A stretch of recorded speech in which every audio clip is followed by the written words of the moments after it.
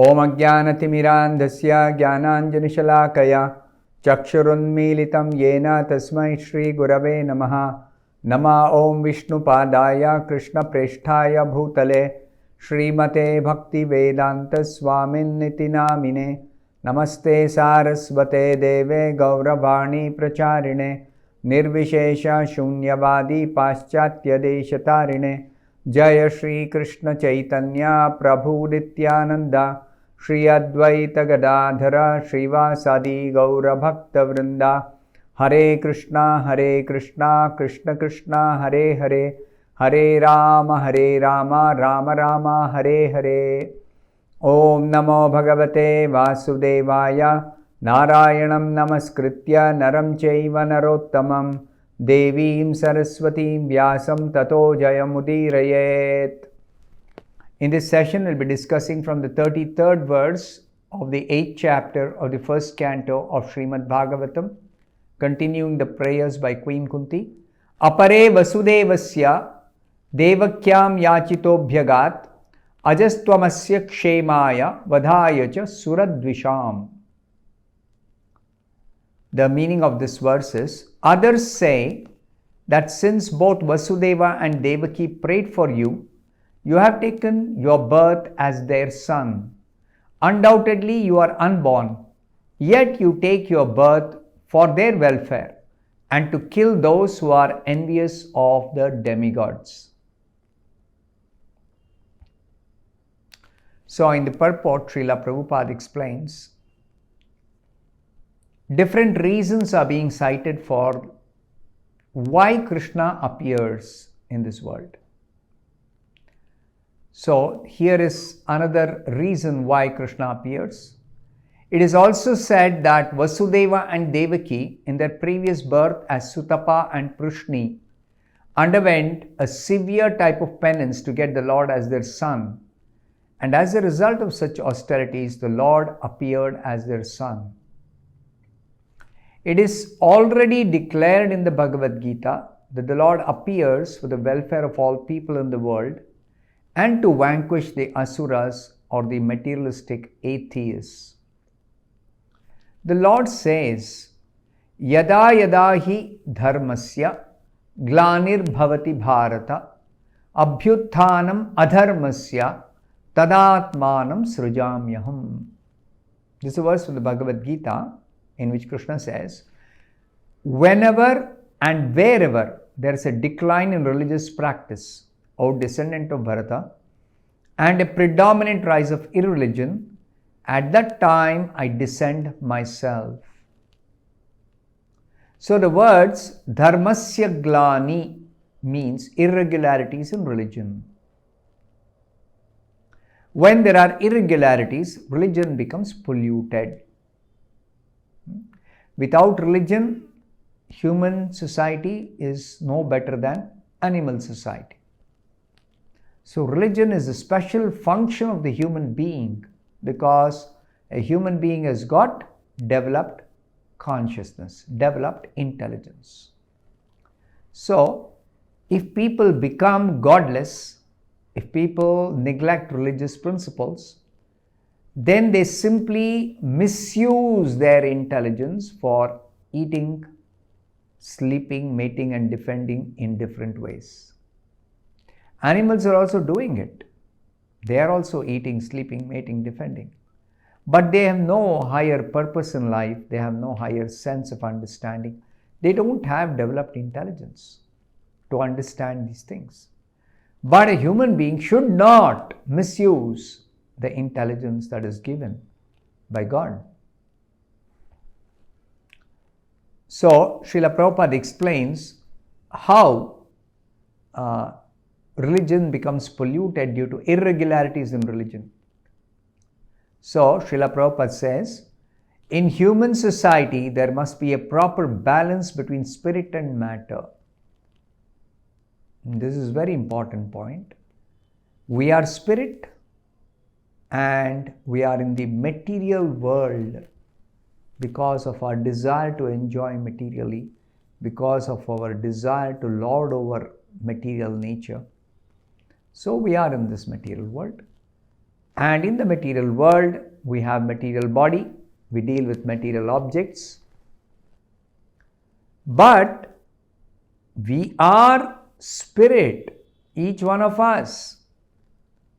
So therefore, Srila Prabhupada says there must be a proper balance between spirit and matter. We are actually spirit soul, but somehow or other we have been encaged within material bodies. We are trapped in this body, each one of us. And as long as we have these bodies, we have to accept the bodily necessities of eating, sleeping, mating and defending. 4 necessities of the body. Ahara, Nidra, Bhaya, Maithuna. Ahara is food, eating. Nidra is sleep. And Bhaya is a fear, because of which there has to be a defense mechanism, a defense arrangement. And Maithuna is mating or sex life. Although the soul itself does not need these things, the soul does not require any eating, sleeping, mating or defending. Soul doesn't require the real self. But the bodily necessities are definitely there.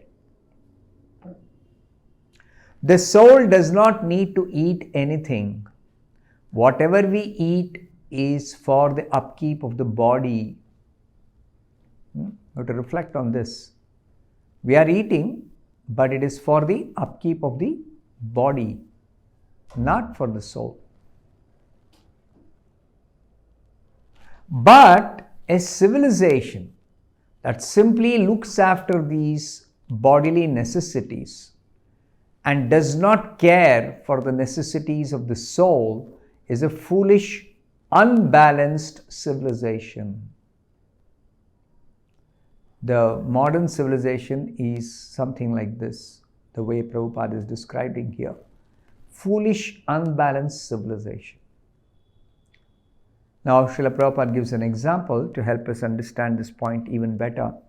Suppose one merely washes one's coat but does not take care of one's body. There is this body, but there is a covering for this body, the coat or the shirt. Now, somebody is simply washing the coat but not taking care of the body inside the coat. Then that is foolishness. Another example. Suppose one has a bird in a cage. Sometimes people keep a pet bird. Let's say they keep a parrot. The parrot is kept in a cage. And the foolish person just takes care of the cage, polishing the cage, cleaning the cage, decorating the cage, but not the bird within it. This is foolishness. The bird is crying, "Give me food, give me food." If one only takes care of the cage, how can the bird be happy? Now, that's exactly what is happening in modern civilization. So, Srila Prabhupada raises this question. Why are we unhappy? Especially, Prabhupada says, in the Western countries, there is no scarcity of wealth, no scarcity of food, no scarcity of cars, no scarcity of sex. Everything is available in full abundance. Then why is there still a section of people who are frustrated and confused like the hippies? Especially when Prabhupada went first time to America in 1965. So many hippies, frustrated young people. It is not because they don't have enough food or sleep or sex or a defense. No, it's not because of that. They are not satisfied. Why? Because there is no balance. There is no balance between what? Between spirit and matter. We are taking care of the necessities of the body, but we have no information of the soul or its necessities. We are spirit soul, that's a fact. But if we are ignorant about who we are and we are unaware of the necessities of the soul, then we will be dissatisfied, we will be unhappy, we will be frustrated. The soul is the real substance, and the body is only a covering. We should remember, the Bhagavad Gita says, Tatha dehantara praptir dhiras tatra na muhyati. At the time of death, we give up this material body, but the soul remains. I remain. I don't die. As spirit soul, there is no death for the soul. So, the body is only a covering. It's a temporary covering. Therefore, Prabhupada says, neglect of the soul is a form of dharmasya glani, pollution of duty.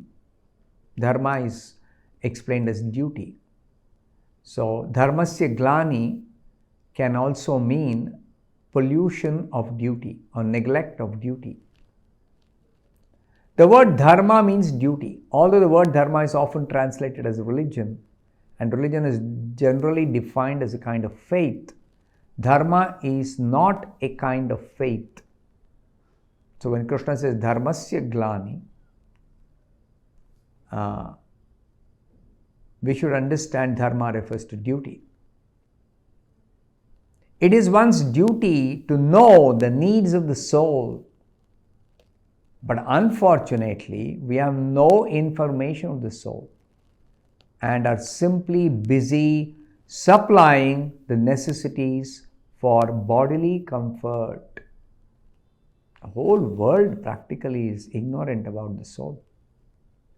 Even so-called scholars in Vedic literature, they may chant some mantras, they may give discourses on Vedic philosophy.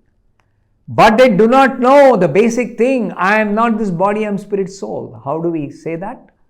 Because their activities indicate they are simply like other ignorant people. They are also busy simply taking care of the body. They are neglecting the soul. Even so-called religionists, philosophers, scientists, Vedic scholars. See, before Srila Prabhupada started this Krishna consciousness movement or Hare Krishna movement, many of us, we were going to temple, we had some exposure to some religious practices, but nobody told us you are not the body, your spirit soul. Nobody told us. So it was not possible to actually have this real knowledge till Srila Prabhupada started this Krishna consciousness movement to give this vital, fundamental knowledge for saving the society.